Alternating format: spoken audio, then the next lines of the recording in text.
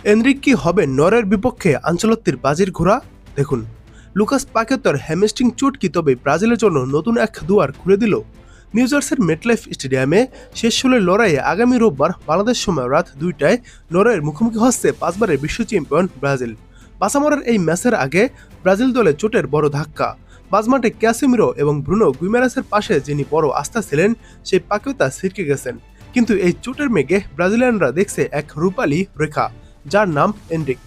তবে রোববারের একাদশে এনরিককে জায়গা দিতে হলে আনচেলত্তিকে তার চেনা 3 মিডফিল্ডারের ছক ভাঙতে হবে।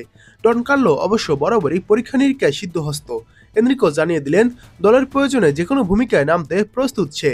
লিওতে খেলার সময় 9 নম্বর পজিশনে খেলে আমি দলকে অনেক সাহায্য করেছি। আমি ডান প্রান্ত দিয়ে উইঙ্গার হিসাবে খেলতে পারি, আবার ফলস 9 হিসেবেও লড়তে পারি, বললেন এনরিক।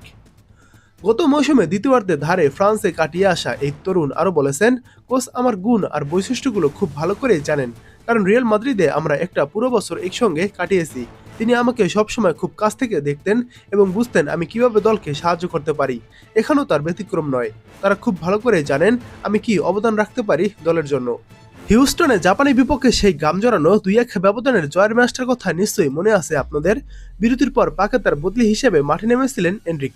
5বারের বিশ্ব চ্যাম্পিয়নরা সেদিন ম্যাচ শেষ করেছিল 4 ফরওয়ার্ড আর 2 মিডফিল্ডারের এক অতি আক্রমণাত্মক রূপ নিয়ে। নরওয়ের বিপক্ষে আনচেলত্তি যদি আরও একটু আক্রমণাত্মক হতে চান তবে এনরিককে শুরু থেকেই দেখা যেতে পারে। তবে রোববারের প্রতিপক্ষ নরওয়েকে নিয়ে ব্রাজিলিয়ানদের একটা মৃদু অস্বস্তি আছে।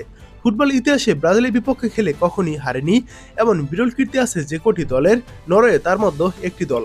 4বার দেখায় 2টি জয় আর 2টি ড্র নরওয়েজিয়ানদের, যার মধ্যে আছে 1998 বিশ্বকাপের গ্রুপ পর্বে সেলেসাওদের সেই বিখ্যাত 2-1 ব্যবধানে হারানোর স্মৃতিও। আগামী 19 জুলাই নিউ জার্সির এই মেটলাইফ স্টেডিয়ামই অনুষ্ঠিত হবে বিশ্বকাপের ফাইনাল।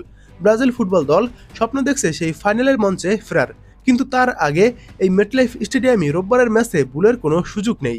এনরিকের তাই চোয়ালবদ্ধ প্রতিজ্ঞা, ম্যাচে যদি আমরা পিছিয়েও পড়ি আমাদের ঠিক আগের ম্যাচের মতোই শান্ত ও স্থির থাকতে হবে।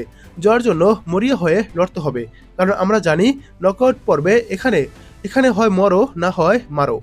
আনচেলত্তির সেই অলৌকিক ছোঁয়ায় এনরিকের নামের এই বহুরূপী অস্ত্র নরওয়ের দুর্গ ভাঙতে পারবে কিনা সেটার উত্তর দেবে মেটলাইফের সবুজ মাঠে।